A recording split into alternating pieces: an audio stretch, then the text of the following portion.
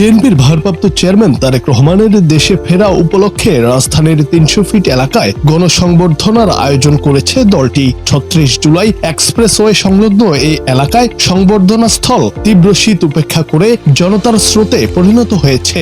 বৃহস্পতিবার ভোর থেকেই মঞ্চ এলাকা পরিপূর্ণ হয়ে ওঠে। অনেক নেতাকর্মী খোলা আকাশের নিচেই রাত কাটিয়েছেন। সকাল থেকে রাজধানী সহ দেশের বিভিন্ন এলাকা থেকে নেতাকর্মীদের আসা অব্যাহত রয়েছে। প্রায় ১৭ বছর বৃহস্পতিবার দুপুরে লন্ডন থেকে দেশে ফিরছেন তারেক রহমান। তার স্বদেশ প্রত্যাবর্তনকে স্মরণীয় করে তুলতে এবং রাজকীয় সংবর্ধনা দিতে এই বিশাল মঞ্চ নির্মাণ করা হয়েছে। সরেজমিনে দেখা যায় বিশ্ব রোড মোড় থেকে পূর্বাচলমুখী সড়কের উত্তর অংশে দক্ষিণমুখী করে বাঁশ ও কাঠ দিয়ে তৈরি করা হয়েছে ৪৮ ফুট বাই ৩৬ ফুটের একটি বিশাল মঞ্চ। মঞ্চে স্থাপন করা হয়েছে বড় আকারের এলইডি স্ক্রিন, যেখানে জাতীয় পতাকার প্রতিচ্ছবির ওপর লেখা রয়েছে তারেক রহমানের ঐতিহাসিক স্বদেশ প্রত্যাবর্তন।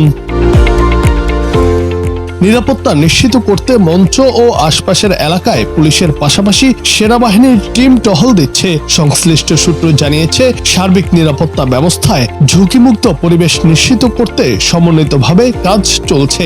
এছাড়া মঞ্চে অবস্থান নিয়েছে তারেক রহমানের নিরাপত্তায় নিয়োজিত নিজস্ব বিশেষ সিকিউরিটি টিমের সদস্যরাও।